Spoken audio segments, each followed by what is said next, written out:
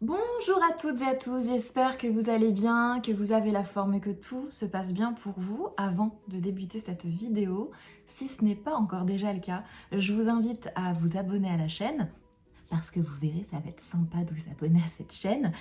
Je vais pas vous en dire plus maintenant, enfin, je vais pas vous faire de spoil. Bref, et afin de recevoir les notifications pour les prochaines vidéos à venir, eh bien, je vous invite à cliquer sur la petite cloche pour les avoir. Alors, de quoi allons-nous parler aujourd'hui? Nous allons parler de fatigue chronique. Alors, la fatigue chronique est un des symptômes liés à l'endométriose. À mon sens, on n'en parle pas encore assez. C'est pour moi un souci, un symptôme qui est quand même assez handicapant et qui est assez prédominant chez les femmes atteintes d'endométriose. Pourquoi la fatigue chronique est-elle présente? L'endométriose, comme vous le savez ou pas, c'est une maladie inflammatoire. Ce qui fait que pour que les femmes atteintes d'endométriose puissent vivre leur journée, le corps doit mobiliser une énergie et des ressources considérables, ce qui fait que la fatigue chronique est très importante. La fatigue chronique peut aussi, et c'est très souvent le cas, générer des symptômes supplémentaires tels que les insomnies, le stress, l'anxiété et dans certains cas la dépression. Vous allez me dire, ok, qu'est-ce qu'on fait de tout ça? Et surtout, quel est l'intérêt aujourd'hui de cette vidéo? Alors, je vais avant tout, je pense que ça peut être intéressant de vous expliquer comment moi je vis la fatigue chronique.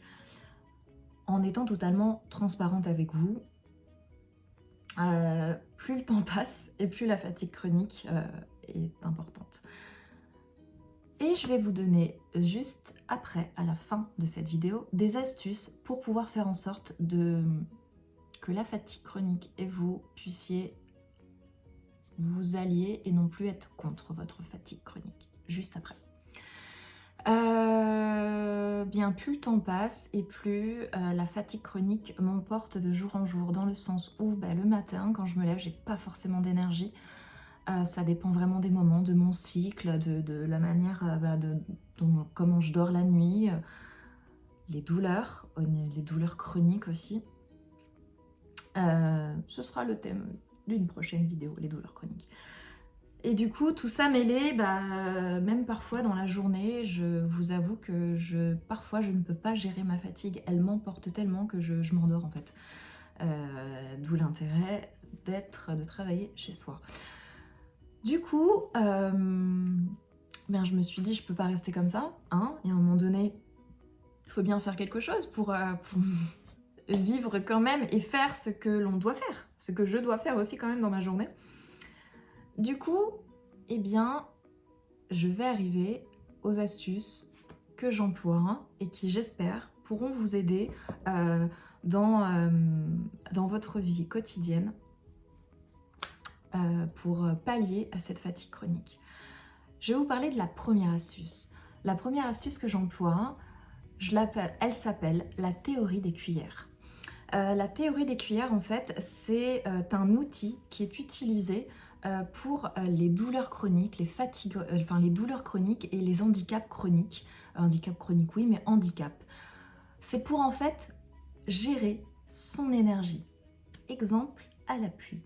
Le matin, quand je me lève, en fonction des douleurs que je peux ressentir et comment j'ai vécu ma nuit, etc., comme je vous le disais précédemment, je quantifie mon énergie avec des cuillères imaginaires. Par exemple, ce matin, quand je me suis levée, je n'avais pas du tout d'énergie et donc j'ai quantifié mon énergie à 3 cuillères. Donc, ce qui équivaut à pas beaucoup d'énergie et donc je ne peux pas faire beaucoup de choses. De faire cette vidéo, bien évidemment, me prend toutes mes cuillères, mais c'est totalement ok parce que je sais que ça va pouvoir vous apporter, et je l'espère, beaucoup de choses.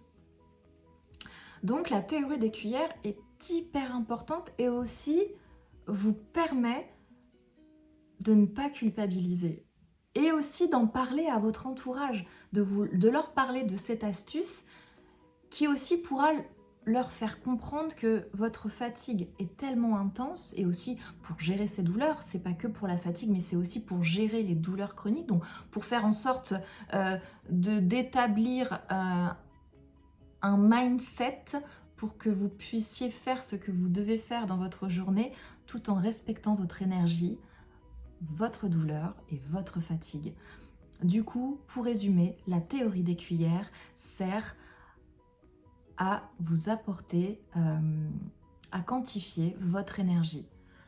Donc je répète, le matin, quand vous vous levez, en fonction de votre fatigue et de votre douleur, établissez un nombre de cuillères qui pourra vous dire, avec cette cuillère-là, je me lève, avec cette cuillère-là, je prends ma douche, avec cette cuillère-là, je mange, et avec cette cuillère-là, je pourrais établir un de mes objectifs dans la journée, qui du coup ne vous feront pas culpabiliser et qui vous permettra d'être beaucoup plus douce avec vous-même et d'avancer pas à pas malgré la maladie. Deuxième astuce, la cohérence cardiaque, Kesako. Alors, si vous connaissez la cohérence cardiaque et que vous l'appliquez, c'est très bien. Pour ceux qui ne la connaissent pas, pour celles et ceux qui ne la connaissent pas, la cohérence cardiaque permet, dans un premier temps, de faire baisser le cortisol. Qu'est-ce que le cortisol? Le cortisol, c'est l'hormone du stress. Sachant que quand vous avez un événement stressant dans votre journée, le cortisol, donc l'hormone du stress, met 5 heures à s'évacuer de votre corps. Il est vraiment pas cool celui-ci, hein. Mais donc, pour y remédier, la cohérence cardiaque permet justement de faire redescendre le cortisol, d'apporter un peu plus d'énergie et de stabilité au niveau de votre corps, de votre mental, mais aussi de votre cœur. Du coup, ça permet de tout stabiliser et de remettre à niveau. Et comment le faire? Ah bah bien évidemment, c'est qu'on a la technique, mais il faut du coup, théorie, pratique, oui, voilà, c'est ça. On va passer à la pratique. Pour vous permettre d'avoir un côté visuel et auditif, je vous préconise d'aller sur YouTube, de taper cohérence cardiaque, et vous allez voir une petite vidéo. Prenez la vidéo qui vous convient. Cela dure 5 minutes, donc vous allez voir une petite bouboule qui monte, vous inspirez, une petite bouboule qui descend et vous expirez, et cela pendant 5 minutes. C'est pas beaucoup. Vous faites ça 3 fois par jour en fonction de vos besoins, de votre envie. En général, je préconise ça le matin et le soir avant de dormir. Le midi, ce serait parfait, mais ça, c'est une nouvelle habitude à prendre, et plus on fait de nouvelles, plus on fait de nouvelles habitudes et plus elles s'incorporent de plus en plus. Donc du coup, si vous faites ça le matin et le soir, c'est parfait. Et du coup, ça pourra faire en sorte de 1, de baisser le cortisol, donc l'hormone du stress, et de 2, de faire en sorte aussi de vivre avec la maladie, de la fatigue chronique. Et donc du coup, de la gérer de la meilleure manière qui soit. Troisième astuce, l'huile essentielle de lavande officinale ou de lavande vraie. Le but de la lavande officinale, donc je précise, parenthèse, guillemets ouvertes, les huiles essentielles doivent être prises de bons laboratoires, comme je fais de la pub, mais je ne suis pas du tout rémunérée, mais ce n'est pas grave parce que qualité oblige, des laboratoires Pranarome, Dr Valnet, c'est vraiment les meilleurs sur le marché.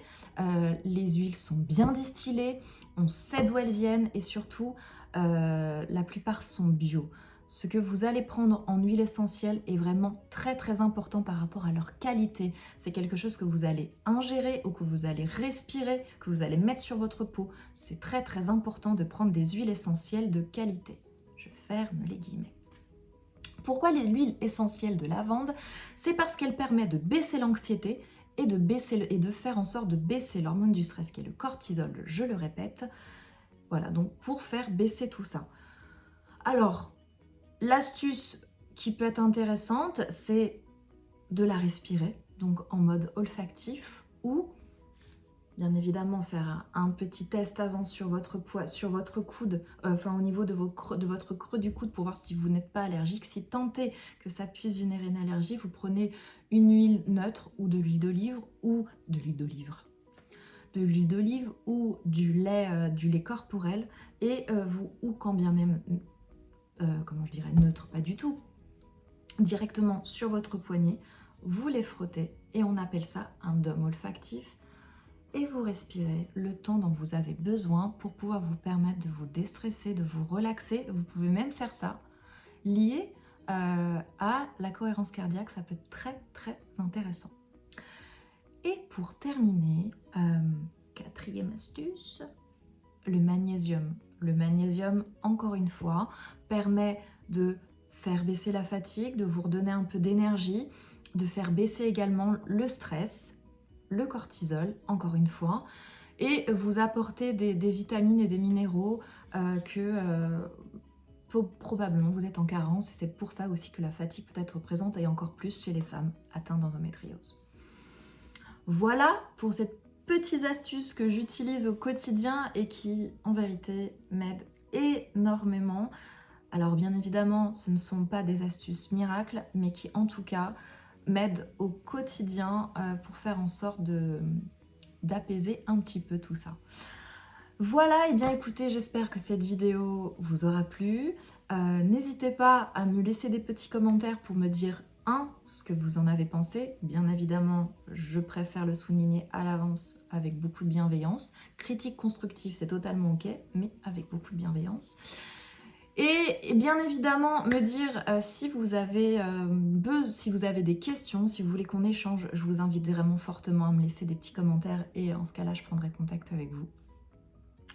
Je vous dis à très bientôt pour une nouvelle vidéo.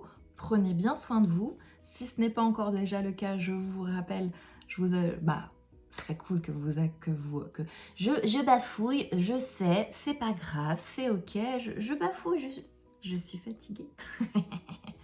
Du coup, eh bien, n'hésitez pas à vous abonner à la chaîne et à activer la petite cloche pour les prochaines vidéos pour avoir la notification. Je vous dis à très vite. Prenez bien soin de vous. Je vous souhaite de passer une très belle journée ou très bonne soirée en fonction du moment où vous regarderez cette vidéo. Je vous dis à très bientôt. Bye bye.